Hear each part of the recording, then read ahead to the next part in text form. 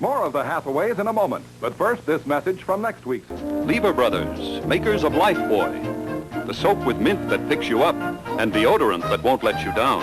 VO5 Shampoo, the shampoo with 5 ingredients to make your hair do what you want it to. Alberto VO5 Shampoo. Ladies and gentlemen, you're listening to The Real Don Steele. KHJ Los Angeles.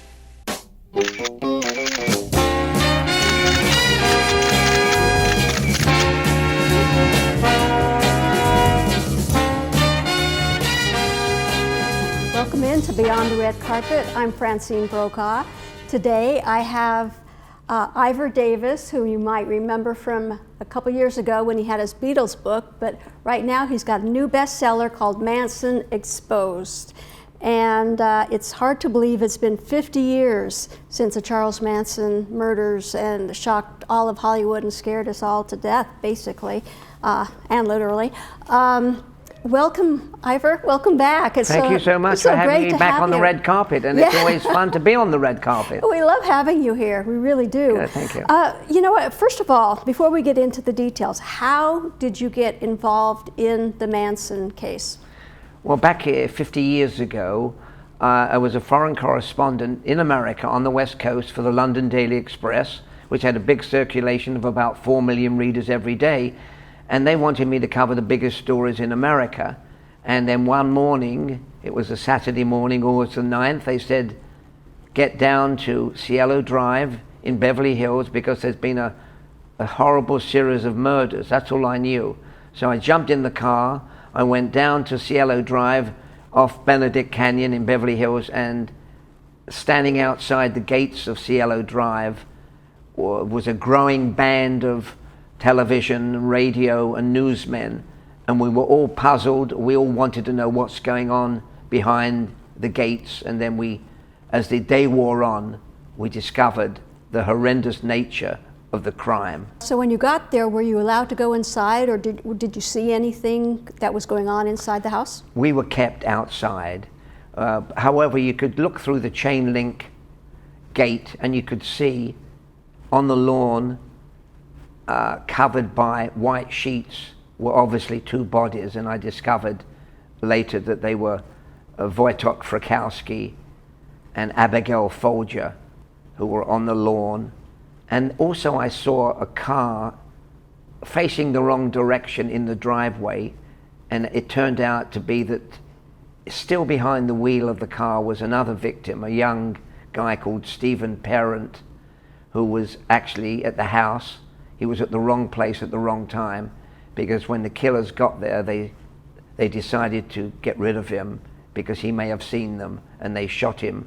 Oh my. Yes, so another one of the victims. But of course, we discovered as the hours went by that Sharon Tate, the beautiful actress, Valley of the Dolls, who was 8.5 months pregnant, was a victim. And so was a friend of hers, a former boyfriend of hers named Jay Sebring.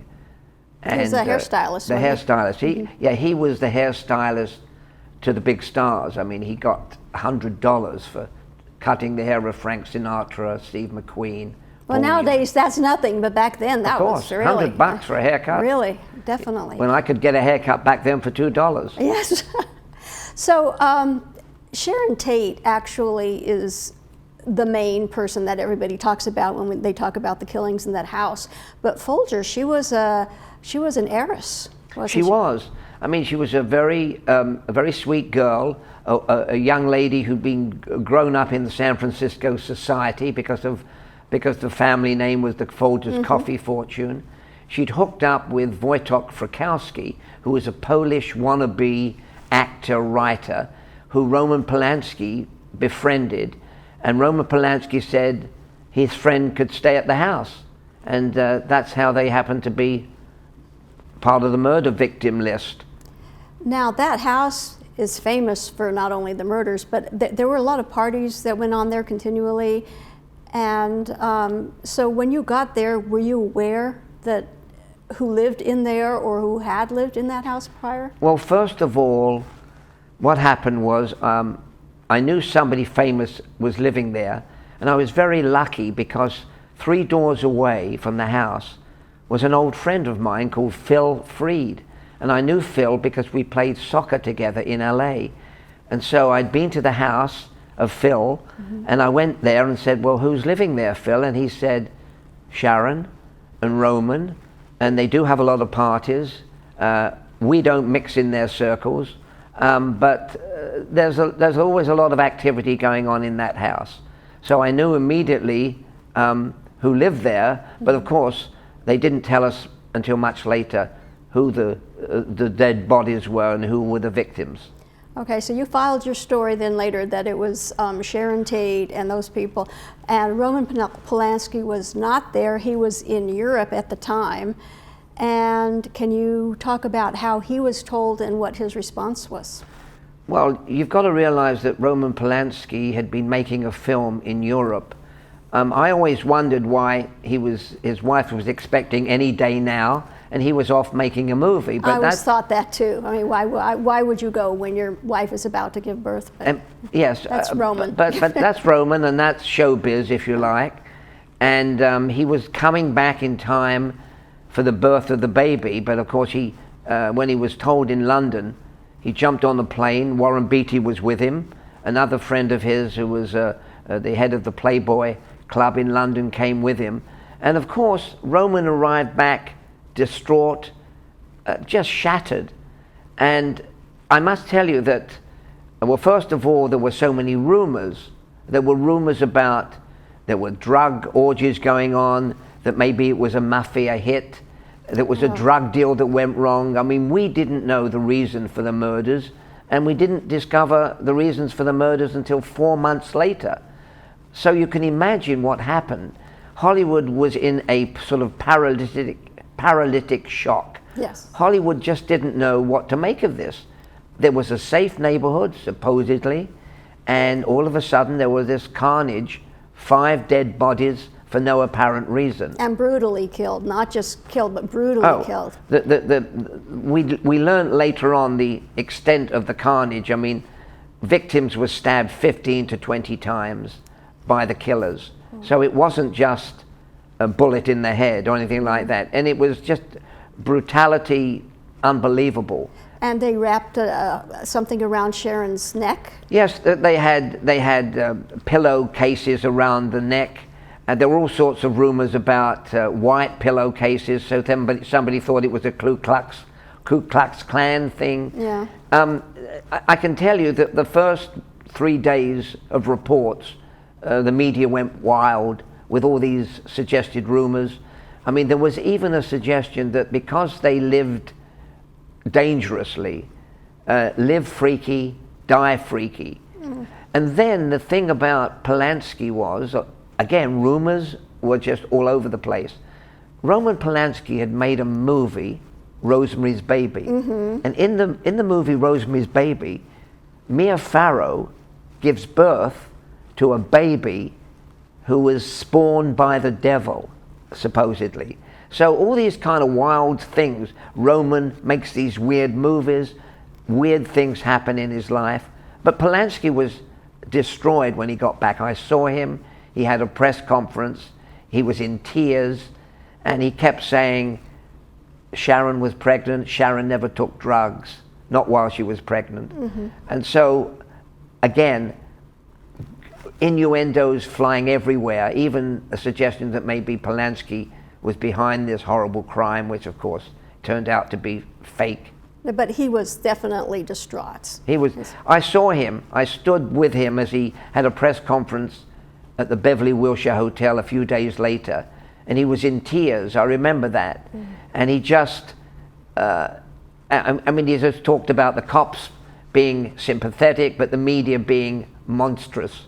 And the media was a little bit crazy because the rumors were all over the place and nobody knew why this happened in a safe neighborhood.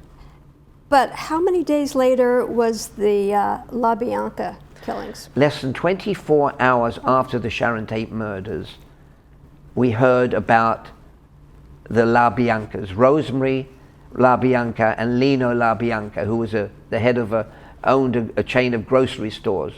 They were murdered, And we discovered later on there were similarities, because the similarities were, and again it didn't come out until much later, that messages in blood were daubed on the doors and on the refrigerators at the house at Cielo Drive and at the La Bianca house. And police just assumed that they were copycat killings. And when I spoke to one of the cops, he said, no, these murders are not linked. He said that. He did. And he lived to regret that statement, of course, but he didn't know what came out 4 months later. And earlier, how much earlier was Gary Hinman? Now, who was Gary Hinman, and how does he fit into all of this? Well, Gary Hinman is the lesser known murder. But when I covered the story, I discovered the murder of Gary Hinman. And Gary Hinman had been murdered literally 10 days, July 27th, 28th, 1969, which was less than 2 weeks before the Sharon Tate murders. And without getting ahead of the story, because a lot of people don't know the intricacies and the details, Gary Hinman was a gentle musician, a teacher. He had music students. On the side, when he needed to make a few extra dollars, he cooked up mescaline in his kitchen and sold it to some of his students. Oh, lovely. Okay. Gary Hinman, yeah, that was you made some extra money on the side. Why not? And unfortunately, Gary Hinman came into the focus of Charles Manson. Charles Manson had a friend called Bobby Beausoleil. Both of them were musicians, both were friends, and for some reason Manson sent Beausoleil to Gary Hinman's house a week before the Sharon Tate murders to get some money. Hinman claimed he didn't have any money, and Hinman was brutally murdered and left dead in his house. Robert Beausoleil, who did the killings at the behest of Charles Manson, then took the murder victim's car, went to San Luis Obispo, and was arrested in the car that was belonging to the murder victim. And my theory, without getting ahead of the game, is that Charles Manson felt guilty, believe it or not, about the arrest of Bobby Beausoleil for the murder of Gary Hinman. So he set up the murders of Sharon Tate and the murders of the La Biancas to try and persuade the cops, the detectives, that Bobby Beausoleil could not have killed Gary Hinman, because similar murders took place while Beausoleil was in jail. He couldn't have done it. And the reason he set up the murders and told them to leave these bloody signs in the blood of the murder victims, hoping that the cops would blame militant Black Panthers for the murders. I mean, it's a crazy thesis, but I believe that was the case. And the one that came out later on, which I'm sure we'll talk about the Beatles lyrics, was a front, in my opinion. Okay. Well, your book is amazing, and I learned a lot about Manson's early life. And he was just a little guy. I mean, how tall was he? Manson it was always a running joke when he was interviewed by Diane Sawyer. At the end of the interview, he said, by the way, he said, everybody has me down as 5'1" and 5'2". I'm 5'4.5". But he was about 5'2". I saw him in court every day. So how does this little guy get this group of people to, quote unquote, drink the Kool-Aid? How persuasive? Where did he learn all that? I mean, I know you said he took Dale Carnegie in jail, and so he learned a lot in prison. Charles Manson, as a young man, got into trouble and ended up in all sorts of reform schools, which didn't help too much. And when he was in reform schools, he was badly treated and he was brutalized very much. And I mean, a lot of people come out of juvenile delinquency and they become normal citizens, but not Manson. No. But Manson survived in prison as a little man by using a quick tongue and a fast turn of expression. And besides learning all these how-to improvement books in prison, he survived jail. And when he came out, finally, at the time of Haight-Ashbury, San Francisco, free love, sex, drugs, rock and roll, when he came out, he saw all these young people, and he thought, well, I can control them. And he did. And he was so clever with his dialogue, and he ran into these young women who were looking for the meaning of love, the meaning of life. They were looking for a father figure, a sexual partner, somebody who would tell them what they wanted to hear. And Manson, besides handing out drugs like LSD and other drugs, managed to say, I mean, he knew what to tell them, that they believed what he said, and as impossible as this sounds, whatever he told them, when they all came together, they believed him, and they believed him so much that they actually went out and killed for him. That's just astounding. That I can't wrap my head around it. It's just, I don't. Okay, so let's go back to Manson again. He really wanted to have a music career. Was he any good at it? In jail, he learned to play the guitar, he wrote music, he actually saw the Beatles on television on the Ed Sullivan Show, and he was enamored by the Beatles' music. Now, he did write music, and he was a troubadour of certain kinds, and he decided when he got out of prison that he wanted to become a rock star. And that was his main goal. And what happened was, by pure chance, when he was running his little family with his followers who were about to swallow the Kool-Aid, as you said, his girls ran into a guy called Dennis Wilson. Beach Boys. The Beach Boys drummer. Mm-hmm. Now, Dennis was a talented musician, but a little bit of a crazy guy. I mean, he drank too much, he drugged too much. He had sex too much. I mean, Dennis was way out there. He was Mr. Excess. Yes. Exactly. And the amazing thing about Dennis was that the girls were picked up by Dennis hitchhiking, and they told him about Manson, and Manson told him about the Maharishi, and Dennis, being the generous soul that he was, said, well, why don't you come to my house? And he lived in a mansion on Sunset Boulevard in the Pacific Palisades. The girls came to the house. Dennis said, go swimming, I'll be back later, I'm going to do a recording at the studio. He came back 2 o'clock in the morning, and there was a bus sitting in the driveway, and standing at the front door greeting him when he got back to his house was Charles Manson. Okay, so they just took over Dennis's house. They did. But he invited them to move in. And so there was Charles Manson with a passport to fame, he thought. Mm-hmm. Dennis Wilson, the Beach Boys, and to his house came the Mamas and the Papas, John Phillips, mm-hmm. Cass, Michelle, and Neil Young, and every rock and roller on the face of the earth came to be entertained at Dennis Wilson's house, and part of the entertainment was Charles Manson, the cabaret act at night. And they listened, and they were interested, and also Manson provided free sex to anybody who was willing to participate, because the girls did whatever Manson said they should do. I read in Mike Love's book that Dennis had actually seen Charles Manson kill somebody. Do you know if that's a fact or not?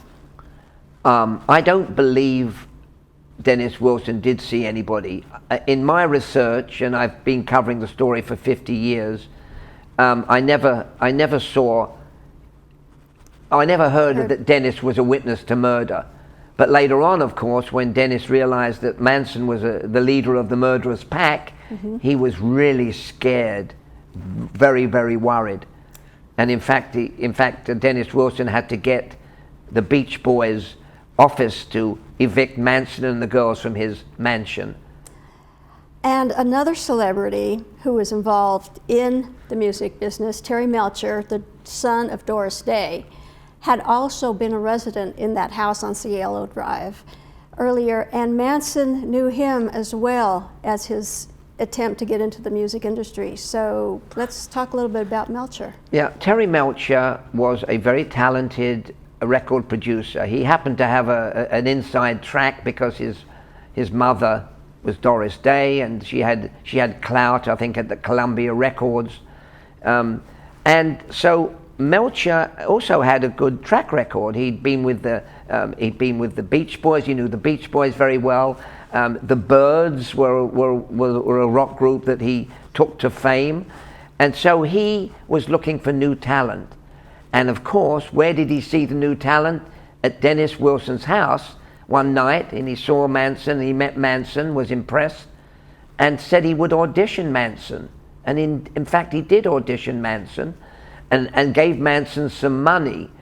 When I spoke before he died to Terry Melcher said that he never promised Manson a recording contract. But an interesting twist is, at that period of time, Terry Melcher was looking for new talent for a new label owned by the Beatles. So it sort of all comes together in a strange way. And that was Melcher's connection with Manson. And of course, the point you made was that Terry Melcher and Candice Bergen, actress, model, beautiful companion, lived in the Cielo Drive house, but moved out a few months before, and in moved Roman Polanski and Sharon Tate. So did Doris Day and Candice Bergen and Terry Melcher think that maybe Melcher and Bergen were a target, or was that?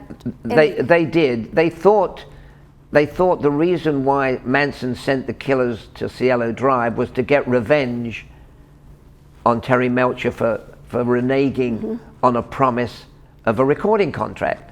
And in fact, because I interviewed Doris Day and interviewed Terry Melcher a few years later, and Doris said to Terry, now that they've arrested this guy Manson, you've got to leave the country because he obviously has a vendetta against you. And Terry said, no, he said, I'm busy with records, I can't leave. And so he moved into his mother's house in Malibu, which really didn't get him too far away. So Doris was scared.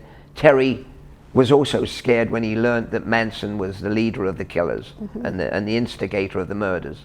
And unfortunately, Terry Melcher never recovered from the horror, because Terry told me that he'd become paranoid after he learned that Manson was the killer, and he just ended up feeding tranquilizers, living on tranquilizers, and visiting his psychiatrist every week, and he never overcame it. He never did. What about Candice? I know she is reluctant to talk about it. Candice does not want to talk about it. No. But Candice was a sharp lady. Terry Melcher said to her, why don't you come to the ranch with me, because I'm going to give another audition. And of course, once Terry told Candice about all these near naked young women who were dancing around Manson, Candice said, it's not for me. No. If you're going to go back, I'm not going with you. And she didn't. She at least had the intelligence to stay out of it. And of course, not long after that, Candice broke up with Terry, and a lot of people think that the connection with Manson helped the break. Yes. Well, I also know for a fact that Dennis Wilson never recovered from having had the association with Manson too. So his life his murders just affected so many people. And a lot of people to this day, even those that weren't involved with Manson, still have a hard time reliving that. A lot of people today, as you point out, Francine, is that even Warren Beatty, and I know people are trying to get hold of Warren Beatty to do television documentaries. Warren Beatty is very reluctant now to talk about it. I mean, he knew Roman very well indeed. He knew Sharon, And in fact, there was a period, believe it or not, when Roman said to Warren, Warren was living in a penthouse at the Beverly Regent or Beverly Wilshire Hotel, yeah, where many of his many of his girlfriends used to visit him. Roman said, well, why don't you move into my place? There's plenty of room. And Warren said, no, thank you.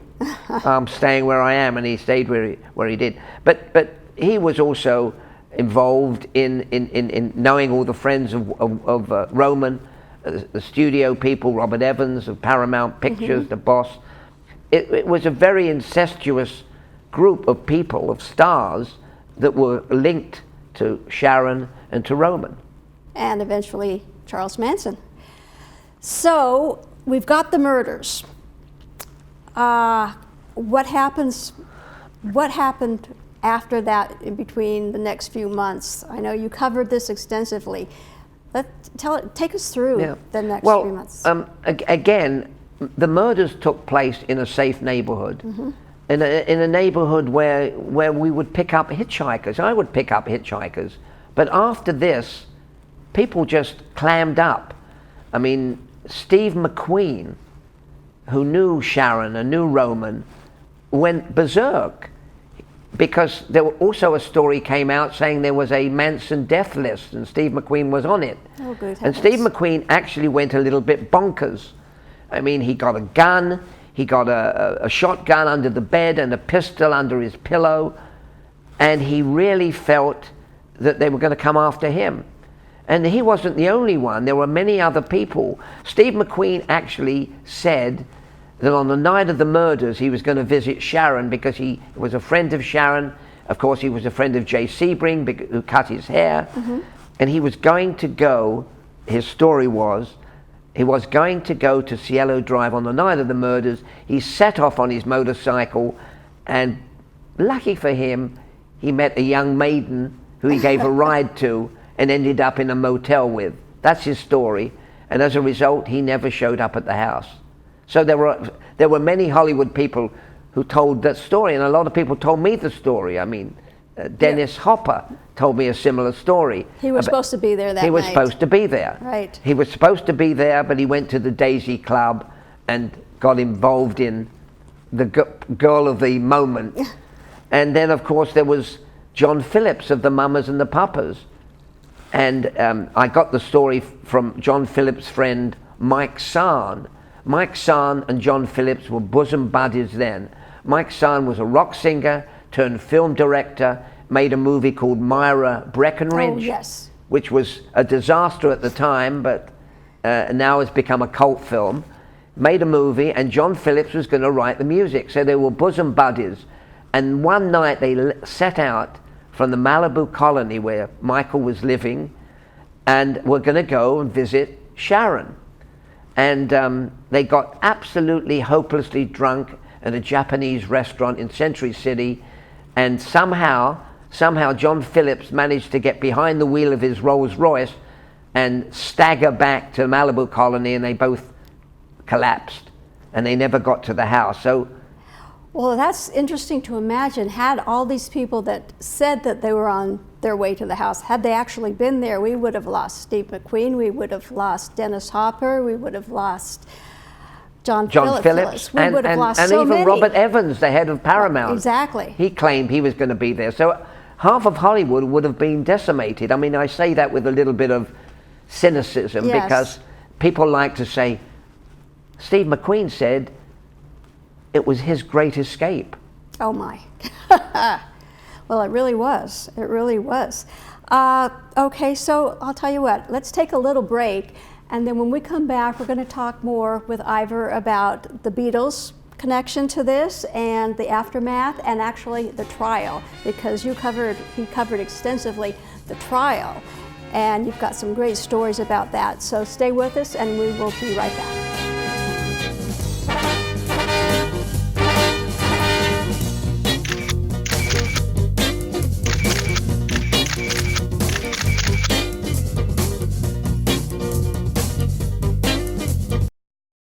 Hi, I'm Francine Brokaw from Beyond the Red Carpet, and I know that caregiving is something that people really have a hard time deciding on.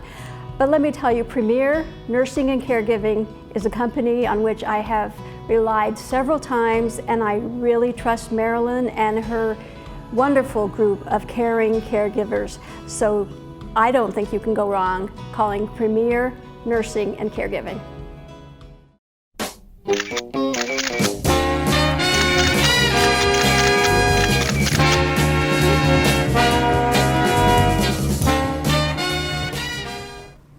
Welcome back. We are talking today with Ivor Davis, the author of Manson Exposed, a bestseller on Amazon. Done well, yes. Yes, very well.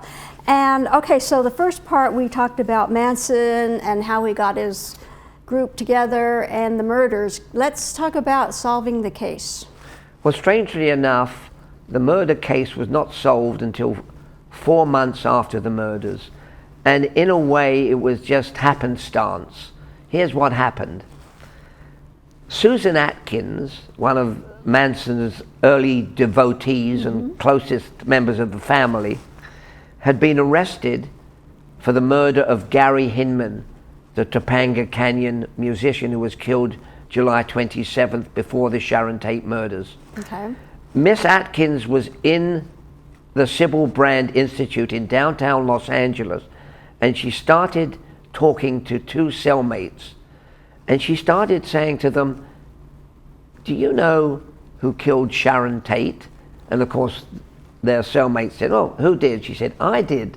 And she started boasting, and they first of all thought she was looped out on drugs, but then she gave them meticulous details of stabbing Sharon, and then they started to believe it.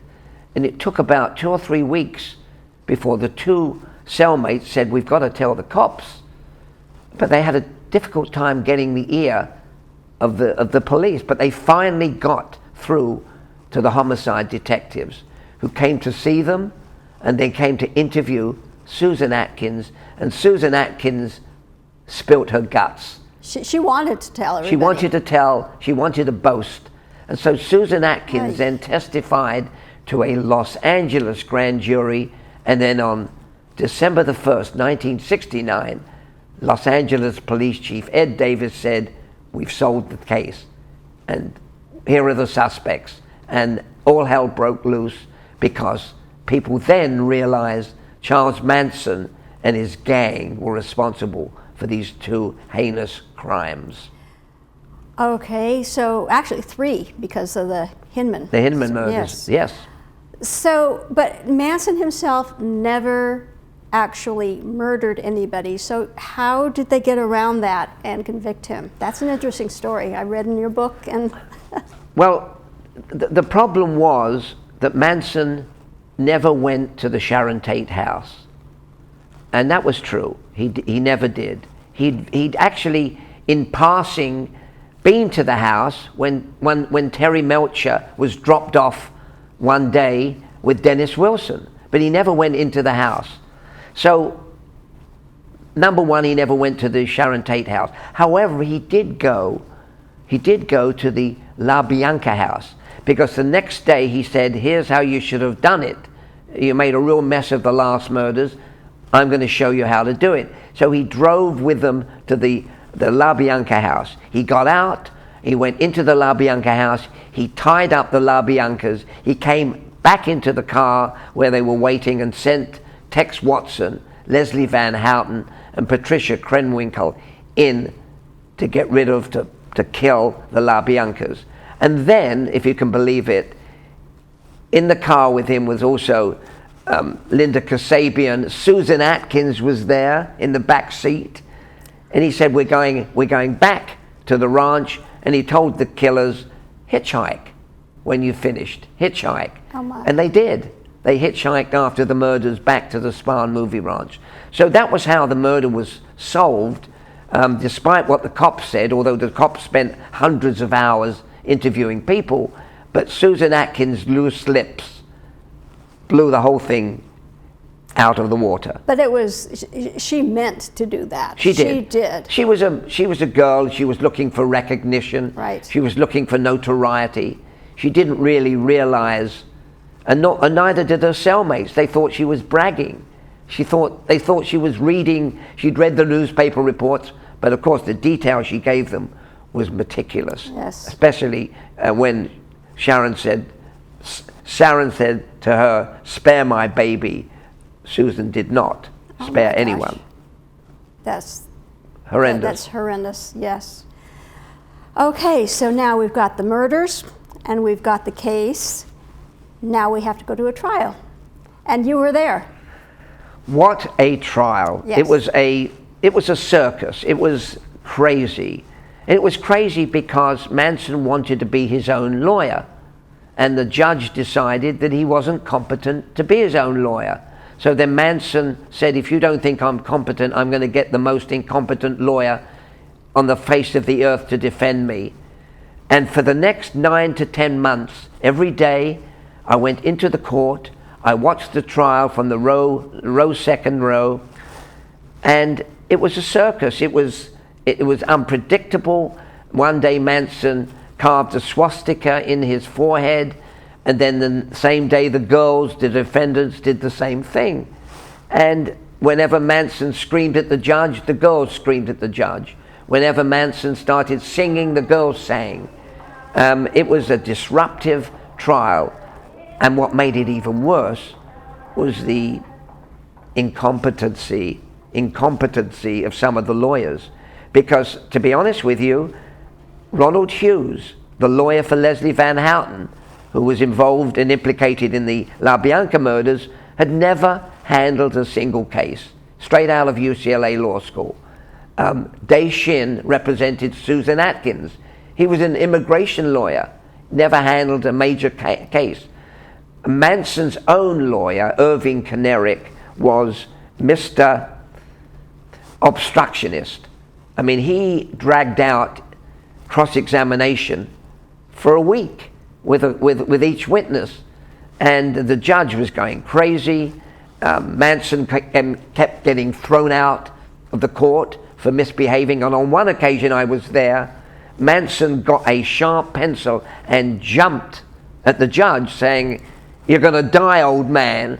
And of course the bailiff rugby tackled him. Oh my. And he was put in a holding cell. And whenever he played up, the girls played up. And in a way that played right into the hands of the district attorney, because the district attorney knew that the jury could see that Manson was manipulating these girls. And even if Manson didn't actually murder them, his behavior in court indicated that whenever he did something crazy, the girls copycatted him. And in a way, the jury finally, at the end of the trial, decided that the thesis that the Beatles' lyrics from the White Album, and I'll tell you about that in a moment, was the reason that they went out and killed everybody. It was crazy. The Beatles' Helter Skelter, and I mean, listen to Helter Skelter lyrics, and you will see, if you listen to the lyrics written by Paul McCartney, it has nothing to do with murder. No. Exhorting, none of the lyrics of the Beatles songs had anything to do with a race war, blacks killing whites, and Manson and the gang would escape to Death Valley. I mean, it is an insane idea, but the prosecutor got the jury to convict. So Manson thought that the Beatles were speaking to him through their music to go and commit these murders and cause the race war. Exactly. Manson brainwashed his followers, and they did everything he said he told them to do. Mm-hmm. He played the White Album. He played Helter Skelter. He played Revolution. Sexy Sadie, he said, was written by the Beatles for Susan Atkins. It was called Sexy Sadie. All the songs, Rocky Raccoon was a black, Piggies was a song written by the Beatles about the racist cops.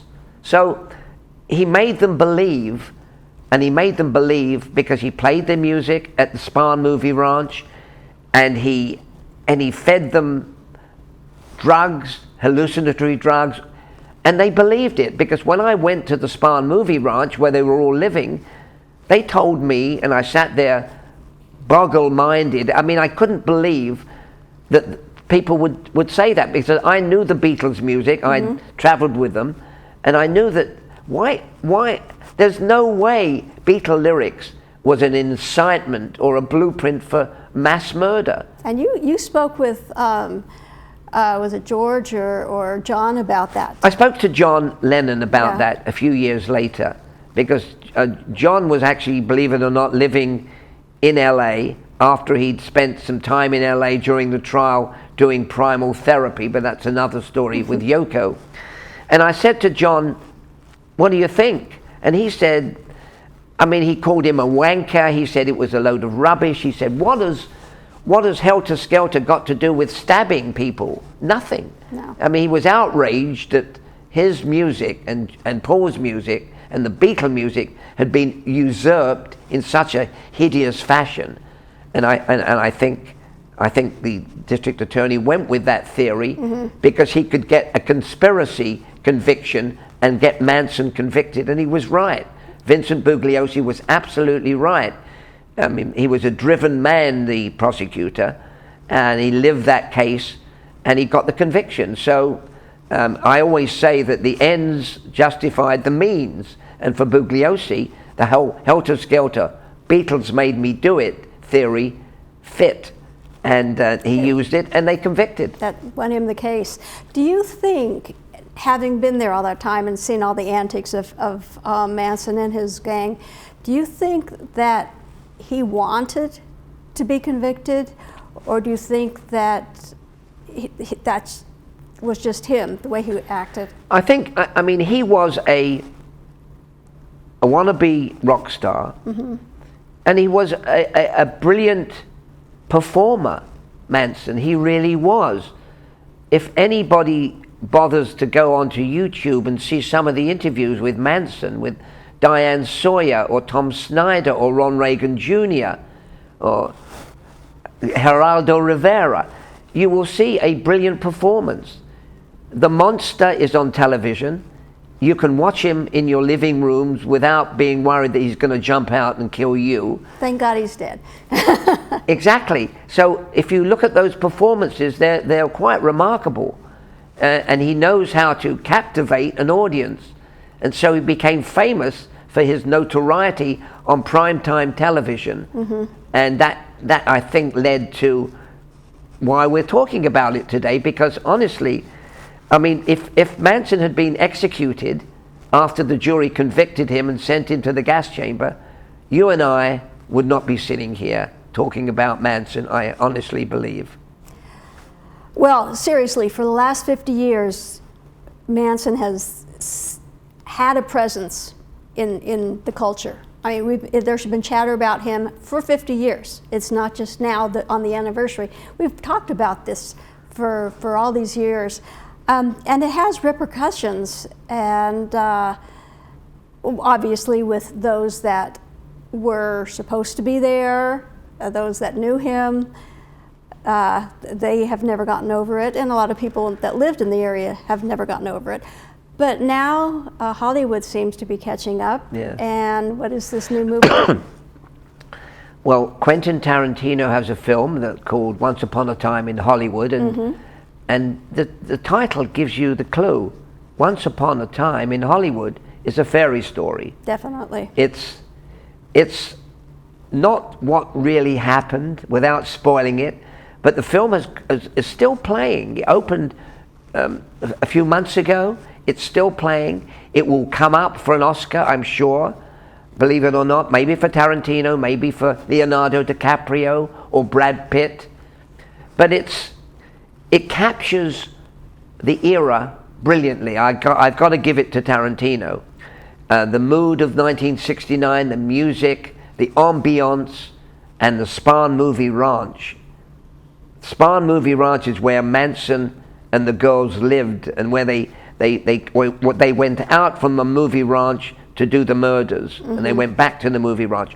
When I saw that film, actually my neck got prickly, because he had captured the ranch wonderfully well. And not only did he capture the ranch wonderfully well, he got the girls, the sort of mindless acolytes, these kind of sweet little girls with their sing-song voices. And it was scary. That ranch was well depicted, believe me. I was there 50 years ago, and I saw it a few months ago in the film, and it was spooky. When you were covering all this, the Manson family knew who you were. Yes, in fact, on the very first day of the murder trial, I'd written, believe it or not, a book before the murder trial started. And I know that they knew about the book because Irving Kinerick tried to get a change of venue because of my books, claiming that the jury pool would be would have been influenced by the book. The judge said, no way, we're going to do it in LA, and they did it in LA. And so the girls who were not involved in the murders knew me, including Lynn Squeaky Frome, who's still around. And Lynn Squeaky Frome, on the first day of the trial, came up to me, and I'll never forget this, and said in a little girl voice, do you know Ivor? And she knew my first name because she'd met me when I interviewed other members of the family at the ranch. She said, do you know what it feels like to have a knife slipped down your throat? And I realized that was a threat, and I went home. I went to the nearest phone, I should say, and called my wife and told her to leave the house with my young daughter. So you I knew that they were. afraid. I was scared. Yeah. I was scared because I knew what they could do, even though Manson was behind bars, even though the murderers were locked up. He had many of his acolytes who would do his bidding. And in fact, several years later, Lynn Squeaky Frome pulled a gun and tried to shoot President Gerald Ford. Right. So why did she do that? Did she do it to bring attention to her and to Manson? We never know. So you don't know if Manson had somehow connected with her to try and do that? We don't know that? No, I don't know that happened, but well, why would she do it? She wanted to get national publicity. She got national publicity. She got jailed.